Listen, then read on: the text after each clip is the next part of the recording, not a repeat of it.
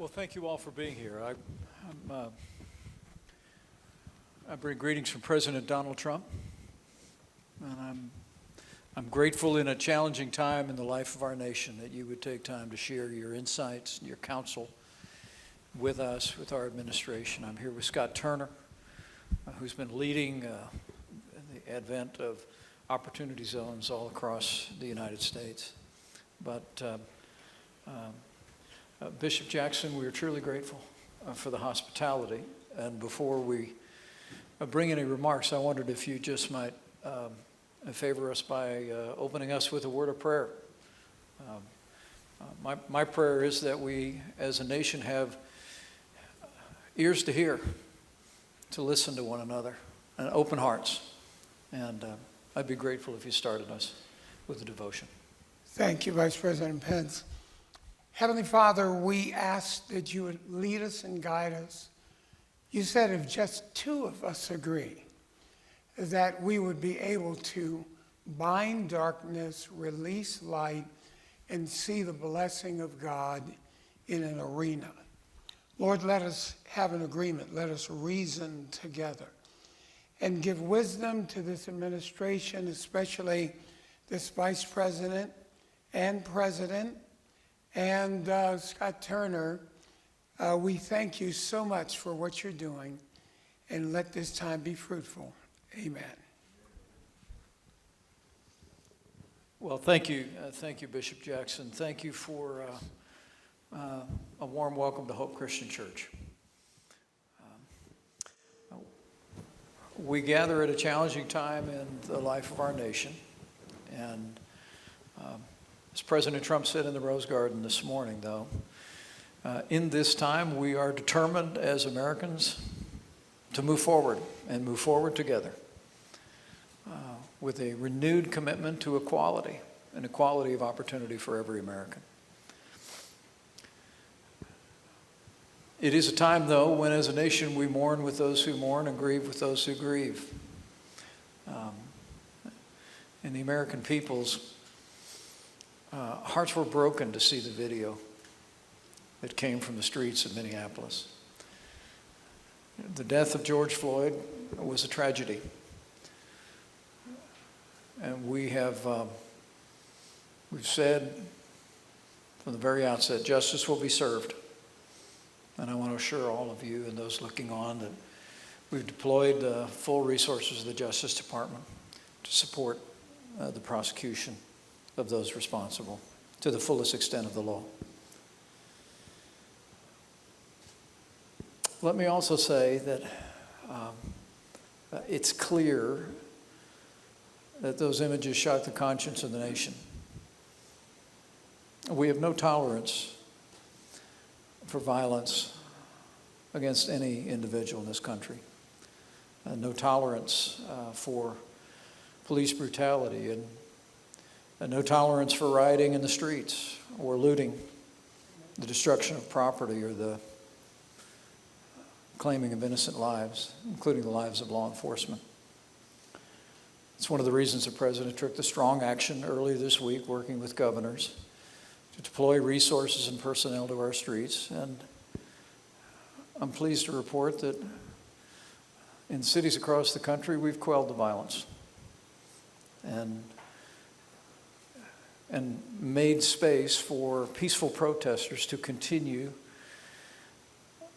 to let their voice be heard.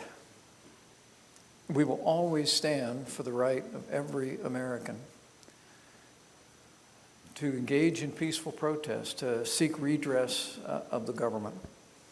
And because of the efforts of law enforcement and other personnel, we've moved past the violence that we saw in our streets, and we'll continue to do that.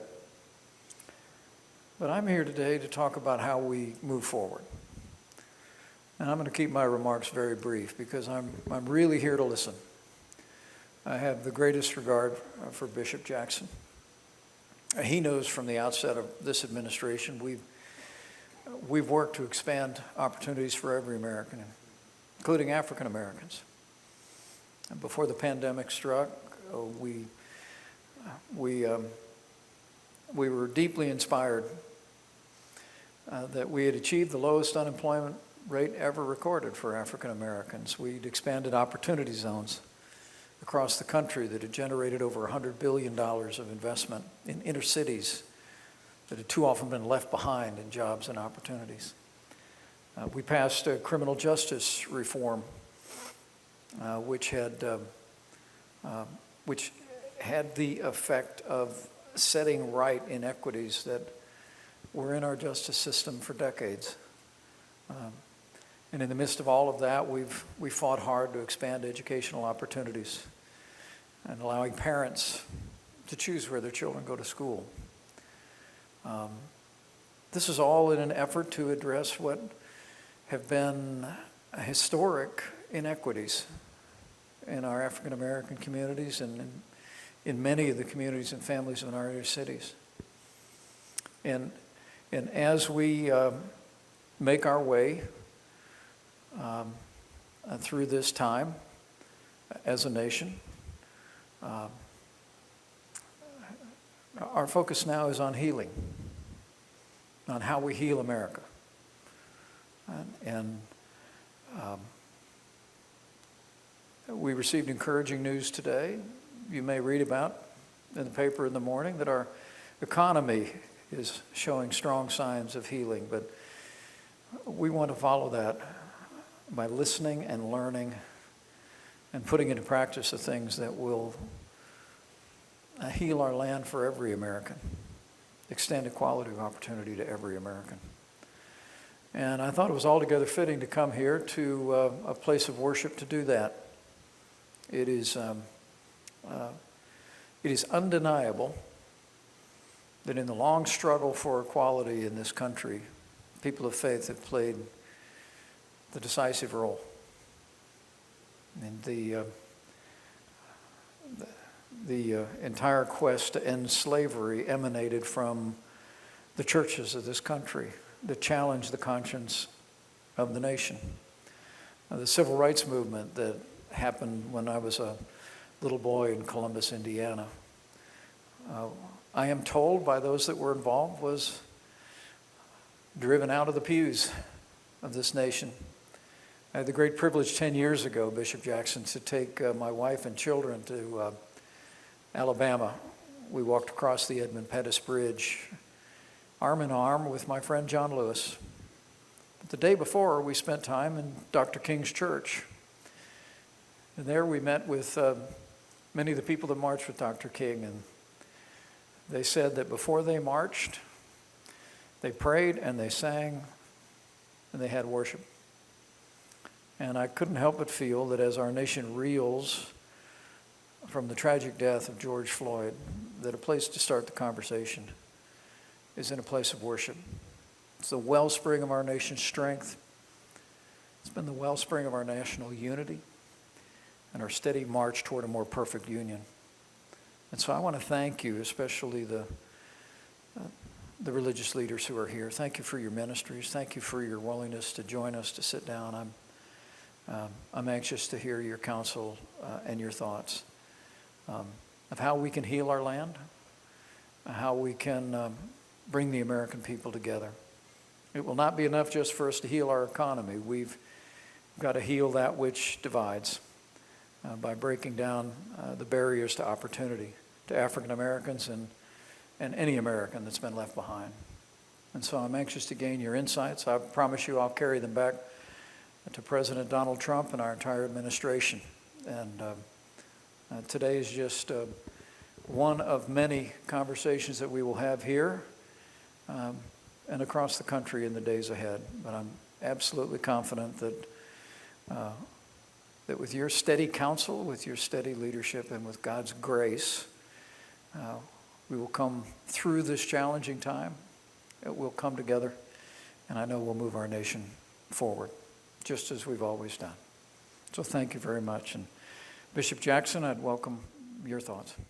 Thank you, Vice President. It is an honor to have you here. As we are gathering, it's important for us to remember that we have government leaders as well as business leaders This is a bipartisan attempt to bring folks together in the wake of George, his death, George Floyd. It's almost like the George Floyd family has taken the place of the civil rights leader years ago, a young man named Emmett Till. Emmett Till, when he was murdered in Mississippi and his body was put on display in the greater Chicago, Illinois area, the civil rights movement began. His death was almost prophetic and symbolic of a time and a season that change had to come. And at that moment, whites and blacks came together to address the civil rights issues, and we found momentum. I think we're going to find momentum to see change in this season of time. But my father, Harry Jackson Sr., was a vice president threatened at gunpoint by a state trooper in Florida in the 50s. The guy discharged his weapon over my dad's ear, temporarily deafening him. My dad decided to leave the South at that point after he graduated from Florida A&M University. And my family was involved in politics from a layman's position, you know, bumper stickers, signs in the front yard. They were advocates from then on because they thought that voting was a sacred right. And so we are aware that there have been long-term race issues, two issues, and I'm almost finished with my little remarks as we start. I think that minorities need to hear that they're valued, that the lives of people really matter. My dad was misused and abused in the 50s, and it's not just George Floyd's death alone, but it's representative of an almost 400-year history of challenges that we've had. So this administration did not create this problem or this backdrop, but it has the opportunity to heal it. And so our opportunity is make our family feel together and strong across minority bounds, and then keep safety. I want to close with this analogy. The word picture is kind of like the story I use in a book we're writing, and it's this. Imagine a family going from Cincinnati, Ohio, where I was raised, back to our homeland in Norfolk, Virginia. We got kids in the back, mom and dad in the car. We're riding together. Over the years, we learn our family history, we come together, and we grow up and become equal participants in the drive, the excursions, etc., the kids and the parents. Right now, America is becoming a majority-minority country. It will take about 20 years before the majority of Americans are minorities, but it will happen soon. This year, 18 years old and under, we have a majority-minority. So every member in the family has got to feel loved and accepted. Now, that's not expressly the job of government. That's the job of government, business, and the church. We all got to do it together. And so as a family member, I close with this thought. Am I a full-fledged member of this family? Is what Hispanics, blacks, Asian Americans are asking of themselves somewhere. And then, am I going to be safe? Am I going to be cared for?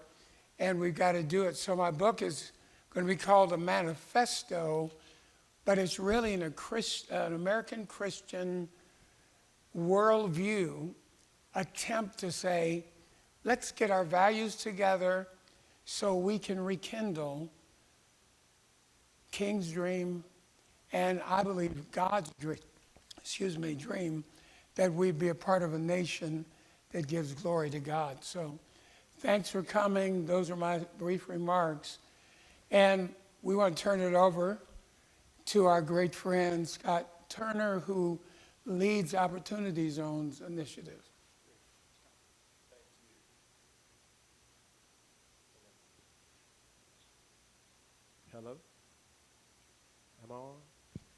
Yeah, you're probably on, but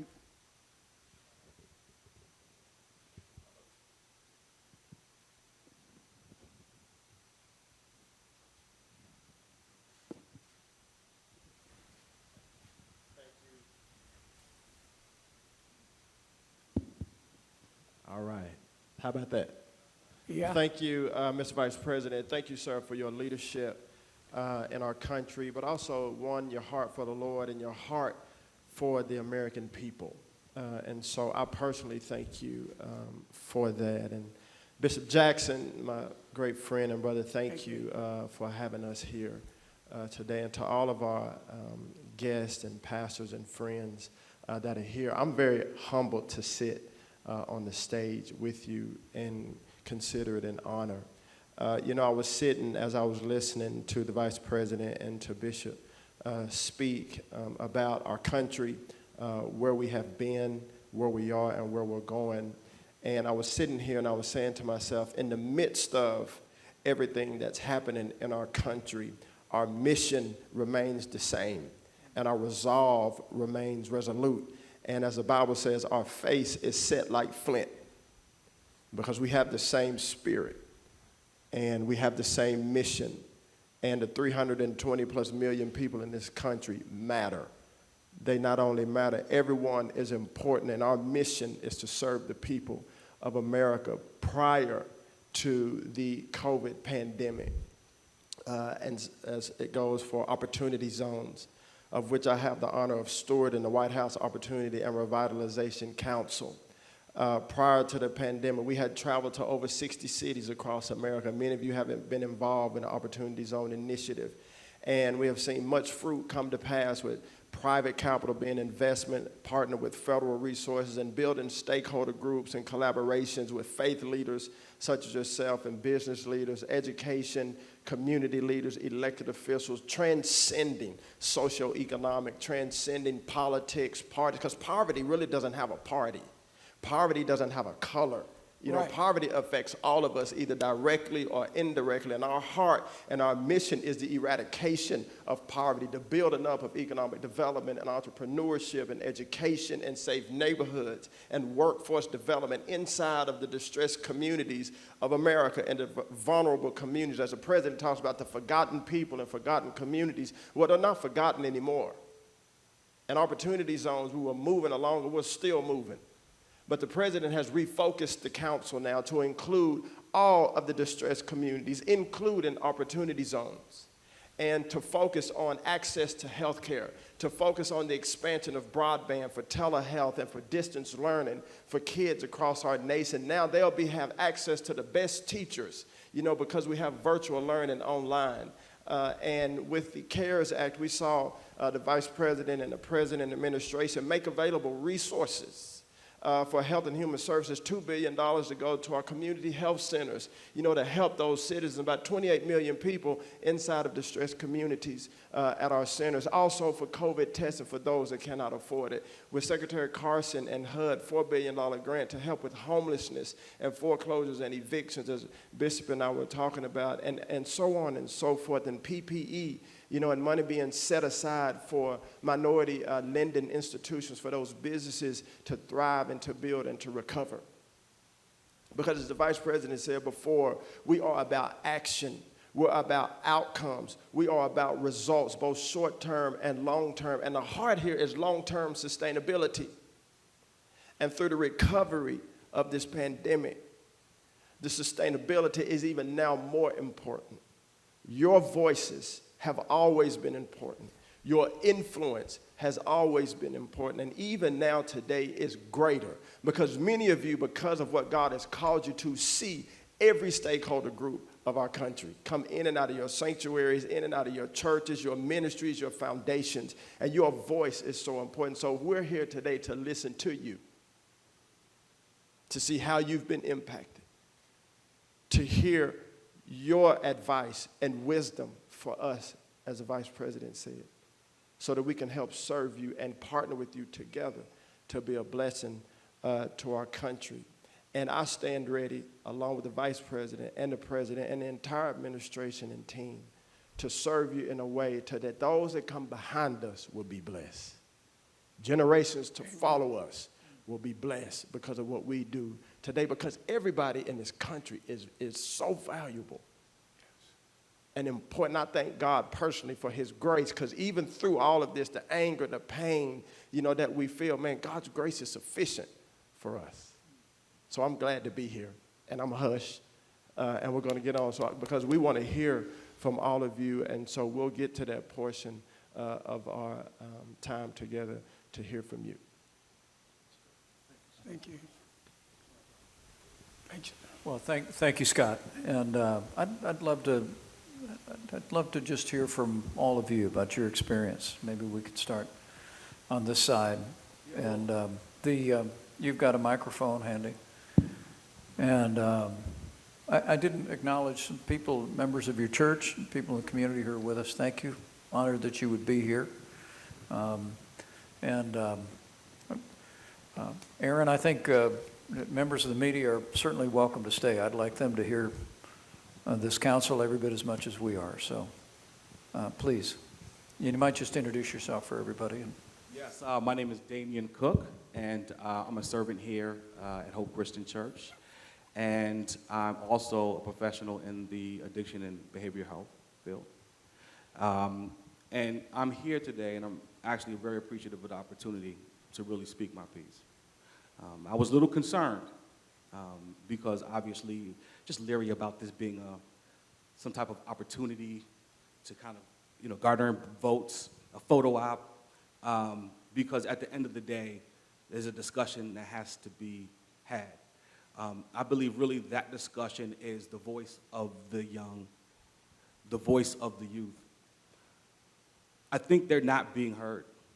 And if they're being heard, it hasn't been acknowledged. When I say that is, and I was just listening to you speak, and we do appreciate any advancements that you've made.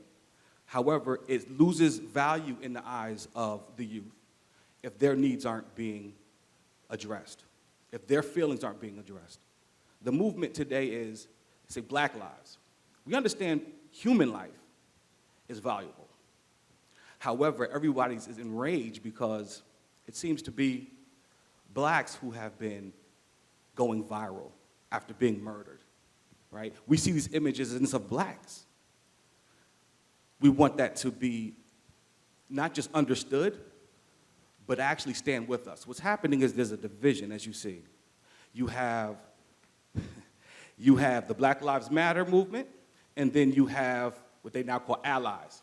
That's everyone else. On the other end, you have the administration, and then you have MAGA. It shouldn't be that way, as we know. But the thing is, we're not listening to each other, and that's the issue.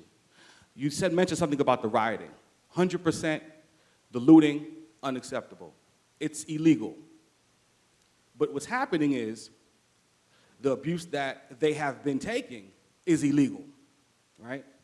And so they're saying my rights and the law is not protecting me, so why should I abide by yours?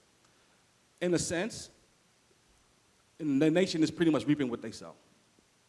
And it's breaking my heart to see this. At the end of the day, I would like to see direction in this movement. I love the opportunity to speak with leadership and the church having a voice. We all know Dr. King and his movement, and we talk about it constantly, and you touched on it, but it was a corporate anointing that moved that movement. What's going to have to happen is the church is going to have to be responsible for shepherding the people. And the relationship has to be open with leadership. These kids are angry, and they're not sure exactly what to do with that anger, and actually even what the end game may be, other than they want to be heard and they want justice, and they want it today. However, the leaders here need to unite. And I'm not just saying Bishop Jackson, who is always on the front line, right? The pastors that are here. I'm talking about all of the pastors that have big platforms need to stand up and need to be visible, because we'll follow. It's great to have, and I'm gonna be quiet in a second. It's great to have these big pastors and their inspiring words on their posts, right? Facebook and Instagram. But the people that really need to hear it, to be honest with you, they're not actually following their page. So at the end of the day, we need the church present, not just Al Sharpton. We need the church present. And we need to know that the church and state are in line. Because at the end of the day, our allegiance as the church is to God and to his people. And so the division comes with the church is, if you are not serving the people, you have a problem with the church. Because that's our job, right? So we need, as the youth, we need that movement of God. We need to know that we have power in the spiritual realm. We need to know that. So we have to be unified in doing that because people are lost. The grounds are here for that. This is a revival. This is time for a revival. They're hungry for it. But we have to stand up and unite. We have to. So thank you. Thank you, Damon. Thank you. Thank you, Damon. And Thank you so much. yeah, thank you for that, sir. We, as we facilitate, and Damon, thank you for your remarks. As we facilitate the meeting and as we move along, we want to make sure that everyone gets an opportunity to speak. And so if we can be mindful, of that time and take a couple minutes to give your remarks and then to move to the next guest, that would be very, very helpful so that everyone can get an opportunity, because we want to hear from all that are involved. So thank you. Thank you, David. Yes, sir. Thank you so much for having me. My name is Earl Etienne, and I'm first and foremost a son of God. I am a father.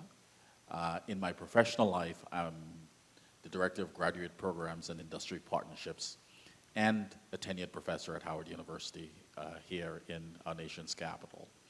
And it's definitely a privilege to have the opportunity to extend comments in this situation. We could spend the entirety talking about a lot of stuff and talking about who did what wrong, right? But these are times that require leadership. And for a leader, first and foremost, to really get following, he must first have the heart. If leaders don't get the heart of the people, we would be unable to truly move things forward. So I'll begin there first and foremost. Secondly, anyone can riot, anyone can be upset, but we have to approach this from a position of love.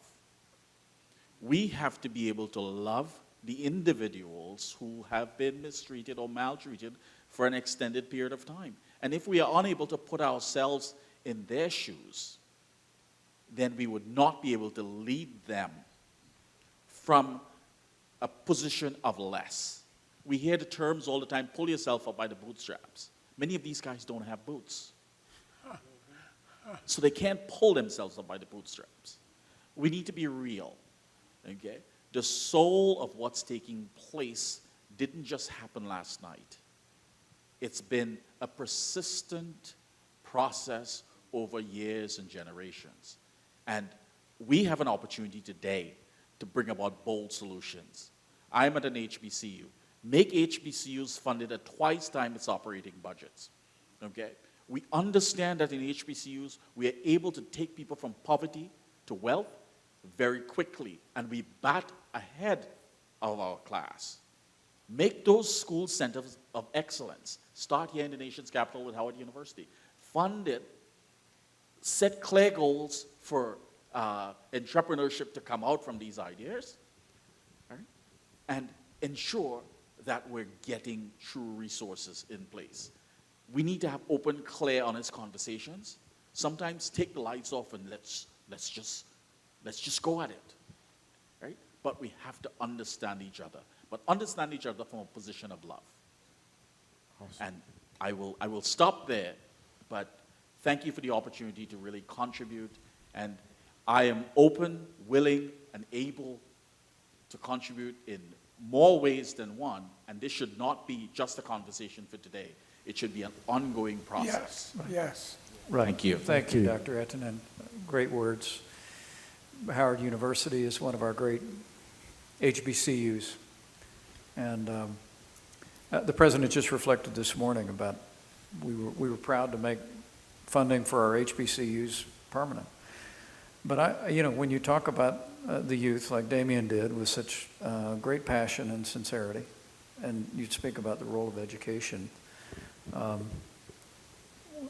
we really, this is I've worked for more than a generation on the principle that we ought to be allowing inner city families to be able to choose where their children go to school, whether it's public or private or parochial. And we've actually doubled the DC school choice program nearby in Washington, DC. And as we talk about the youth, we talk about education, I want you to know we want fresh ideas about how we can improve the education for our minority kids, to give them the opportunity to be able to rise up and prosper in this economy. Thank Can I you. add Great one words. thing real Please, fast? go ahead. 10 seconds. Then maybe we'll bounce over here. We'll Okay. just bounce back and forth. He's got some ideas about how to strategically invest in HBCUs that will be helpful. We don't have time to go into the details now, but it may be that we need to make a few of them really world-class and do that one by one instead of taking limited resources and maybe spread them too far apart. So I'm sure he'll write up more about it. Thank you. Great. I'd really welcome that. Thank you so They're much. great You're institutions, and we love Howard University. What a great school. They're fortunate to have you. You want to bounce over here? Yes, sir. It's a pleasure to be here, sir, and thank you for having us. First, Mr. Vice President, my name is Derek McCoy, and I've been working with, came from this place right here, Hope Christian Church, and but at the same time, we have been able to work with pastors around the country and been able to have a voice in some real key issues, I believe, that are affecting the country. So all of that being said, being asked this simple question about, what can you take away? There's a couple of points that I just said, let me write down so that I'm very clear as best I can be. I've been reading the letter from the Birmingham jail recently. One of the excerpts, and I think which is indicative of where we are today, is just a small piece right at the small little sentence at the beginning of that letter that basically talks about there comes a time when the cup of endurance begins to run low. And where people are, I think, is just at the place around the country that their endurance is running low because we go after it again. We go after it again. And who's to say while we're sitting here, another incident doesn't happen. And all of a sudden, it happens again. And so that's what begins to mitigate that endurance for a lot of people in terms of, I want to see change. I absolutely applaud the efforts of the Opportunity Zones. I applaud the efforts of the administration and where you have been to date, and even the criminal justice reform, which so many people don't even understand or know about. I try to be an advocate to help them understand these are the advancements that have been made. At the same time, being a dad and being a father of two boys, similar to the age of Ahmaud Arbery, who was running in the street, and you start to understand, I have to have conversations, and we've had to have conversations over these last several years, and in these last season especially, about the truth of you can't go everywhere. Don't go running around by yourself. Make sure you check in and make sure that you come home, son. Because as a dad, I'm concerned to make sure they come home. And at times, knowing my own history of being in the South where my dad was raised, and I would sit down there and having to run from pickup trucks because they would just jump out. And my cousin would just say, run. And as fast as we could run is as fast as we could be safe. And so I understand that, but I've chosen, by the grace of God, to try not to grow up with the lens of bitterness and unforgiveness. These glasses are representative of lenses that we look through to change our vision. And I think for the church, we have to be agents that help people change their vision and perspective about the grace, the love of God, and everything about it. But really change and exchange this, and I'll try and be short, but exchange our ethnicity for our Christianity. And I don't say that lightly. And I know some people will be in an uproar about that. But if you understand, it's really important for kids to feel safe, our sons to come home, our families to be safe. I think when you're looking at the standards that are around broadly around our country, maybe it's time for a criminal justice reform 2.0. And I know it's a tough thing. And I know it's a lot of effort to go into the first one.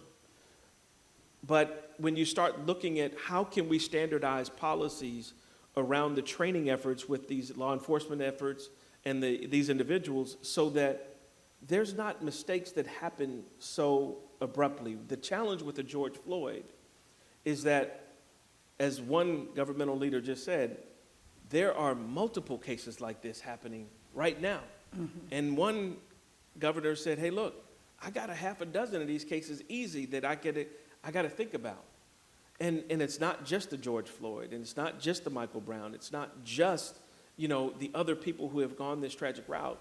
It's the repetition of that. So maybe it's a way that there can be some federalized standards in our training system, federalized standards in the way we bring people in to process them through the recruitment process and then the background checks, and then understanding how do we know where they are after that. So I know it's a lot to say. There's a lot of conversations. I've talked to several pastors before even coming here. But it's just one of those things. They're concerned, and they want to make sure, and this is just an honest thing, sir, there has to be a way that even, if I was with the president himself, I would say the same thing, that you got to take a step back. My mother told me this a long time ago. It's not what you say, it's how you say it. And sometimes we got to take a step back and figure out how we say things and the tone of where it comes from. Right. And I think right now we're in a place where America is listening, and we have to have the right tone. And if we get it wrong one time, so what? Change it. Right. Fix it. Try and figure it out so that we can have the tuning of the ear to the people that need to hear some of these things that are desperately going on in our communities. So, thank you. Thank you. Thank you. Wonderful insights. And those two boys are awful blessed to have you as a dad, I can tell. Really, really appreciate your thoughtful comments, Derek. We really do. Why don't we swing around this way, and we'll just please introduce yourself, and we welcome your thoughts. Yes, my name is Bishop Clinton Sherrod. My thought about this is there needs to be more training for law enforcement. I was a police officer for 13 years. And one of the things that I know that was lack was there was training on paper, but not actual training. A lot of people come in, being police officer, that have been in the military, and they have all types of issues, and they are quick to hire them. They come in with a smile on their face, top shape, but mentally they are disturbed. And I feel personally that they don't hold them accountable enough. There's a lot that goes on behind the scene that is in writing. I would go as far as saying that a lot of policies are in place, but they're not carried out. A lot of police officers, they're under stress right now. I'm not defending anybody. For me, it's not color, because we all are God's children, and God created us all. So, but I just believe that there needs to be more training and accountability with the training. Don't just give me the training December of 2019, then 2020, you don't have the funds for the training. 21 come, there's no funds for the training. I've spent 2 years, my mind is all over the place. I just came back from war, and now I go off, and now you want to hold me accountable for what has taken place. I believe that there should be more accountability held staff above the law enforcement, and it should be hands-on, not just documents. Because, like I said, I believe a lot of things are in place for us writing, but the accountability of what has been put in place, there's not time. One of the things that I would say is shorter manpower, which brings more work hours on the police officer and anybody else, firefighters, anybody else, which brings stress. And your home fall apart. And you go into work every day with a smile on your face. And everybody's saying you're okay. But in your thought process, in your mind, you're still having flashbacks and going through the things that you went through years ago. So I feel that if we begin to deal with the issue before there is an issue, that it will be better. Before someone is killed, there was a past or a history of that person before it got to that point. But now we want to deal with it because a life has been taken when it should have been dealt with before then. Thank you. Thank you, Bishop Sharon. Thank you so much. My uncle was actually a police officer in Chicago, Illinois, for 25 years. And I appreciate your thoughts. And I know we all appreciate the job that men and women in law enforcement do every day and the unique challenges that they face. And but we'll take back your thoughts, because there's no tolerance for what we saw on that street, those 4 officers, and there never should be. And but I appreciate your being here, Bishop, more than I can say. We have with us Dr. Michael Kim and Mrs. Joan Kim, who I'd welcome your thoughts. I know it's been a very difficult, challenging time for you. And maybe you tell us your story. It was, I will tell you, in one of the roles the President's given me to lead the White House Coronavirus Task Force, we've been surging resources, particularly to our minority communities, testing resources, supplies, as people deal with the coronavirus. And one of the heartbreaking aspects of the rioting and the looting that we just passed through in cities around the country is that many pharmacies that were providing coronavirus testing and pharmacies and clinics that principally serve minority communities were put upon. And so I'm sorry for what you've been through, but tell us your story and any other thoughts. Thank you, Mr. Vice President. It's an honor to be here, and thank you for listening to us. My wife and I were both children of immigrant parents who came here to live the American dream, and we've been provided with that American dream. We have both gone through the public school systems. I went to University of Maryland, graduated from Howard University College of Pharmacy, and we both have been made, we've been able to raise our 6 children the best that we can, build businesses, and so at this point we currently have 4 independent pharmacies in Washington, D.C. And we're there to help, we're there to serve the community and do whatever we can. So recently we did start offering COVID-19 testing at our community pharmacy sites, and this is in partnership with HHS. And there's only 3 pharmacies inside the District of Columbia that are testing, other than the testing sites that are run by the city. And so we're very proud of it. And yes, Were sir. you testing at all your locations?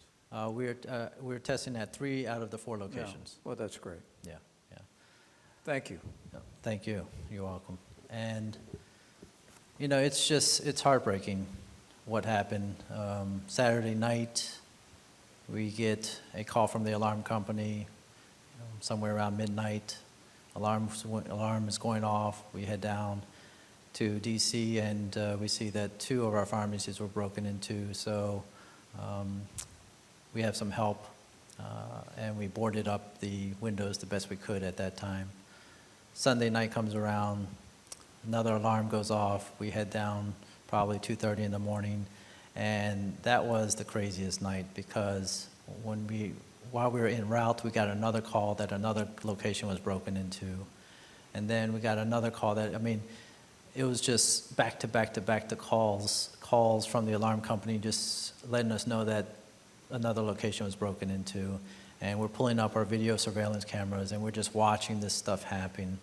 And just floods and floods and mobs of people are just flooding into the pharmacies, taking whatever they want. Obviously they're taking as many drugs as they can, and they're not even taking, what we call the good stuff.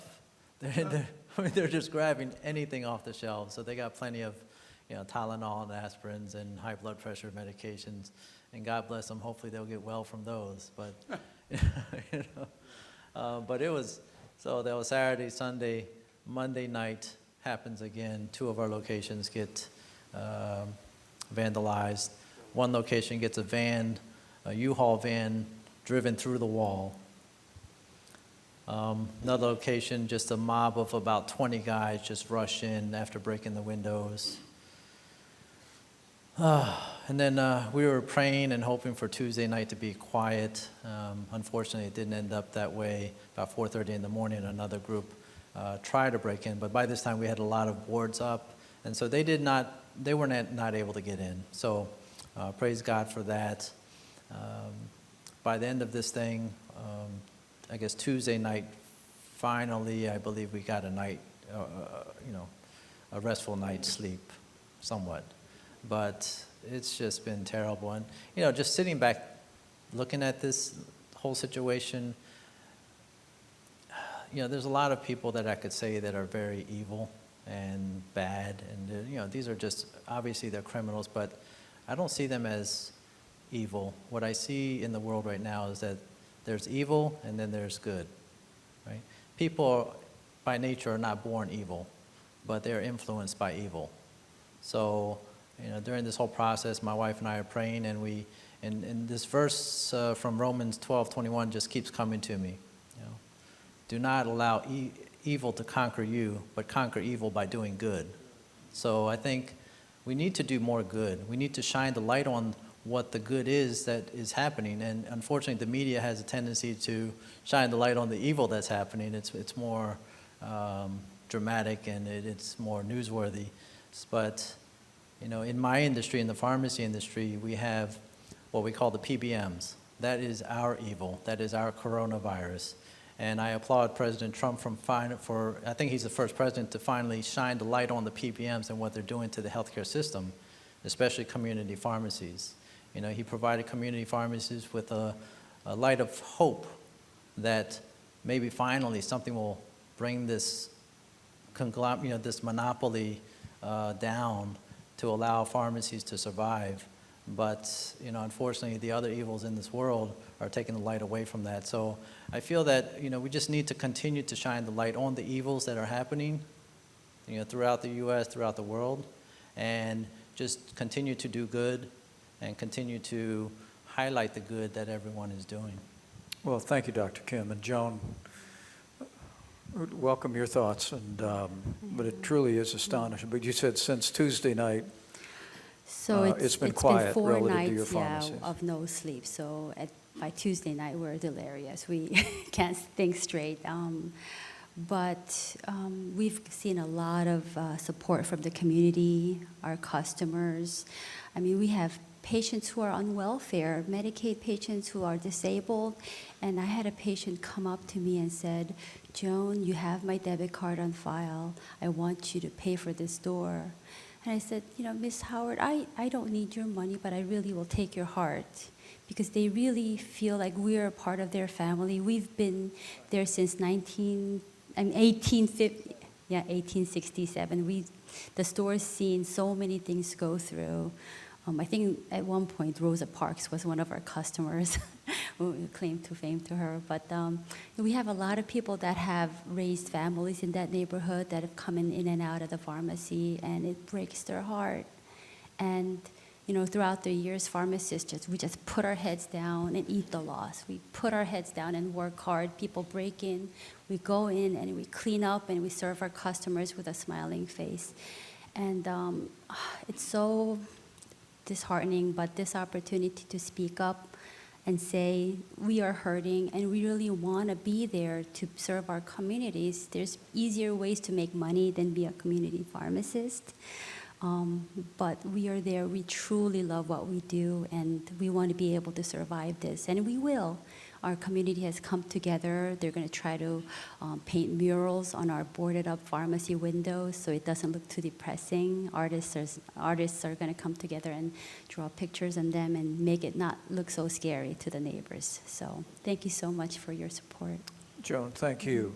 It is, and as I said earlier, we'll always defend the right of every American to engage in peaceful protests, but part of this story has been seeing businesses that obviously love the community that you serve being so profoundly impacted by the looting and the rioting. But